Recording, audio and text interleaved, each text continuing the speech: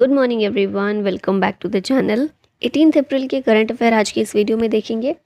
और पहला क्वेश्चन है, who has been honoured with the Lata Dinanath Mangeshkar award. ये अवार्ड दिया गया है अमिताभ बच्चन को for his contribution to the nation and society. Music, cinema, social service और लिटरेचर, इन सभी फील्ड में जो भी पावरफुल कंट्रीब्यूशन होता है, लोगों का इम्पैक्टफुल कंट्रीब्यूशन होता है, उसके लिए अवार्ड दिया जाता है। इस अवार्ड के पहले रेसिपिएंट थे हमारे प्रधानमंत्री मोदी, फिर उसके बाद आशा भोसले को दिया गया था 2023 में। AR Rahman will receive the master Dinanath Mangeshkar पुरस्कार for contribution to Indian music.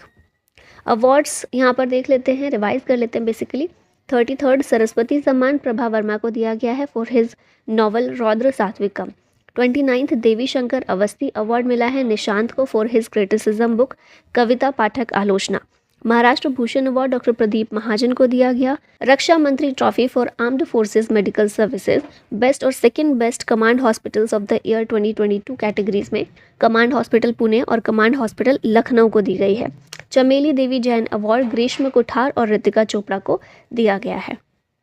Who has become the first country to introduce a vaccine for meningitis.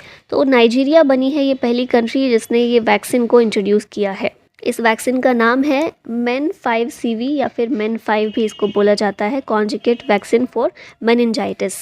Meningitis एक इन्फेक्शन है that causes inflammation in the membranes that surround the brain and spinal cord. इन membranes को meninges बोला जाता है।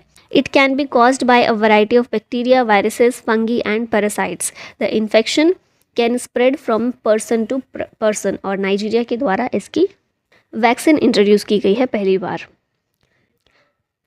यहाँ पर कुछ और चीज़ें देख लेते हैं। वर्ल्ड की पहली कोविड-19 वैक्सीन है स्पुतनिक 5। इंडिया की पहली इंडिजिनस कोविड-19 वैक्सीन है कोवैक्सीन, भारत बायोटेक के द्वारा इसको बनाया गया। मलेरिया के लिए वैक्सीन है R21 या फिर मैट्रिक्स M। निपाह वायरस की वैक्सीन है CHADOX1 निपाह B।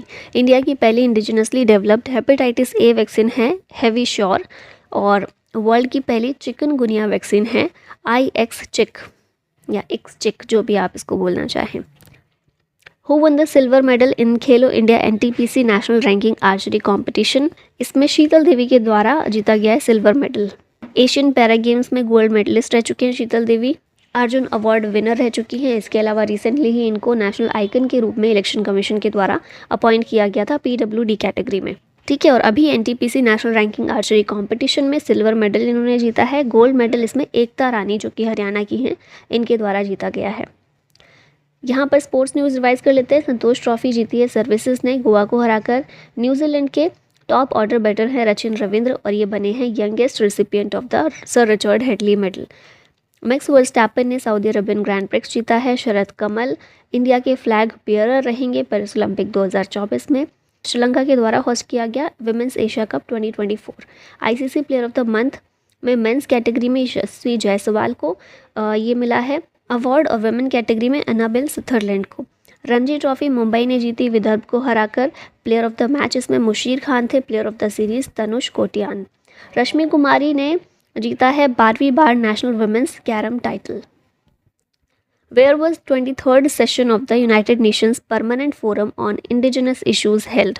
ये फोरम देखने को मिला न्यूयॉर्क में। 23rd session of permanent forum on indigenous issues 2000 में इसको फॉर्म किया गया था as an advisory body of the United Nations Economic and Social Council. International news यहाँ देख लेते हैं। जिम्बाब्वे ने इंट्रोड्यूस की है एक नई गोल्ड बैक्ड करेंसी जिसका नाम है जिग। जिग का मतलब है Zimbabwe gold.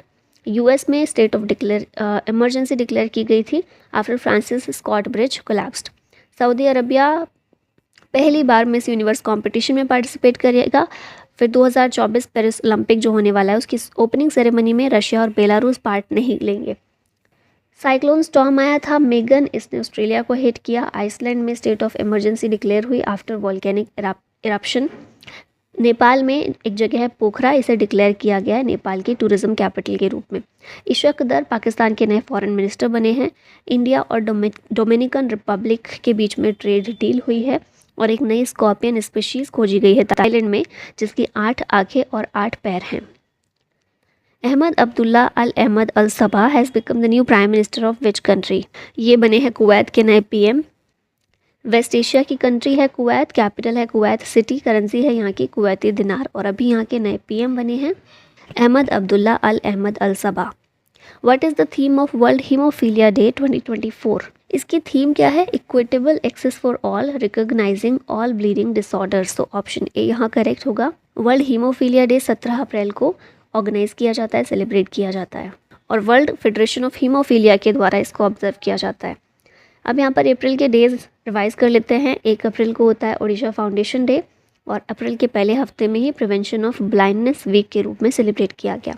2 April world autism awareness day, 4 April international day of mine awareness, 5 April को नेशनल मैरीटाइम डे, 7 अप्रैल को world health day, 9 April CRPF valour day, 10 April world homeopathy day, 11 April को world Parkinson's day, 13 अप्रैल को Jallianwala Bagh massacre की घटना हुई थी, 14 April होता है world Chagas disease day, 18 April को world heritage day, 21 April national civil services day, 22 April world earth day, 23 April world book and copyright day, 24 April को national panchayati raj day, 25 April world malaria day, 26 April को world intellectual property day, 28 April को world day for safety and health at work और 30 April को होता है world veterinary day. Next question है PROBA 3 mission which will be launched abroad, इसरोस PSLV is associated with which space agency? तो ये जो है प्रोबा 3 मिशन ये यूरोपियन स्पेस एजेंसी से संबंधित है और इसरो के द्वारा इसको लॉन्च किया जाएगा, इसरो के PSLV से।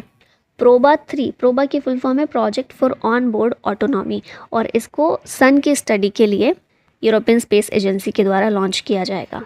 ठीक है, यूरोपियन स्पेस एजेंसी का है, इसरो के द्वारा लॉन्च किया जाएगा श्रीहरिकोटा से PSLV एक्सेल रॉकेट से। ठीक है, नेक्स्ट देखते हैं Indian Space Research Organisation ISRO के बारे में। तो इसकी स्थापना हुई थी 15 अगस्त 1969 में।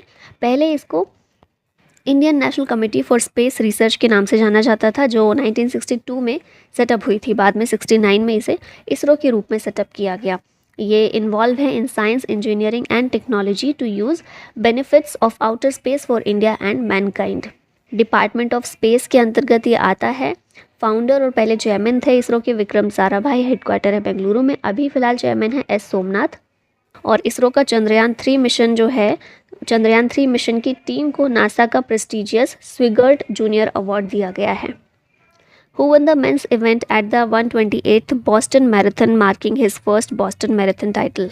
ये है Sisay Lemma, option D correct है। इन्होंने जीता है Boston marathon men's title. Women's title Hellen Obiri के द्वारा जीता गया है।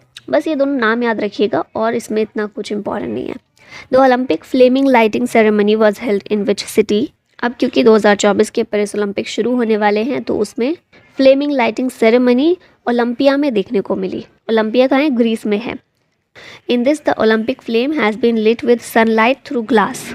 ओलंपिक गेम्स जब शुरू होने वाले होते हैं उससे 100 दिन पहले ओलंपिक फ्लेमिंग लाइटिंग सेरेमनी को शुरू कर दिया जाता है। तो अभी 100 दिन बचे हैं अब ओलंपिक शुरू होने में, तो 100 दिन पहले ये सेरेमनी शुरू की गई है। ठीक है, कहाँ से? ओलंपिया ग्रीस से। और सनलाइट से इस बार ये किया गया है, फ्लेम को जलाया गया है। इंटरनेशनल ओलंपिक कमेटी की बात कर लेते हैं यहाँ पर, जो ओलंपिक गेम्स को कंडक्ट करती है। इसकी स्थापना हुई थी 23 जून 1894 में। चेयरमैन है थॉमस पेच, हेडक्वार्टर है लुसाने स्विट्जरलैंड में।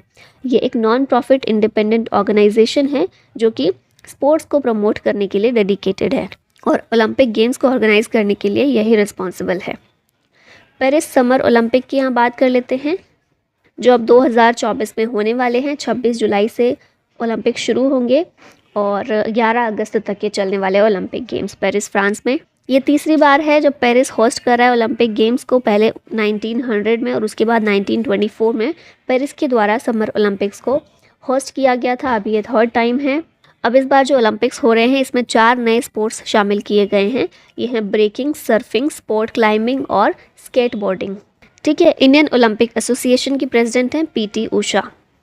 When can comet Pons Brooks come closest to सन?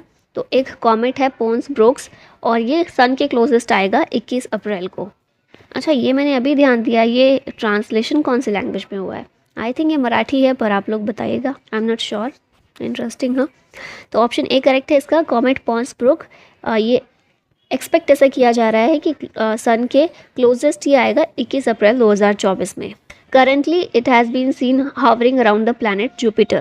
बिल्कुल प्लैनेट की तरह ही जो कॉमेट्स होते हैं ये भी सन के चारों तरफ रिवॉल्व करते हैं. It can be easily seen through the binoculars. Comets are made up of stone, dust, ice and gas. They revolve around the sun like planets. Comet is also called comet star. अब last में एक question आप लोग के लिए. Who is the author of the book the Satanic versus? बताइएगा कौन है इस बुक के ऑथर. और इसी के साथ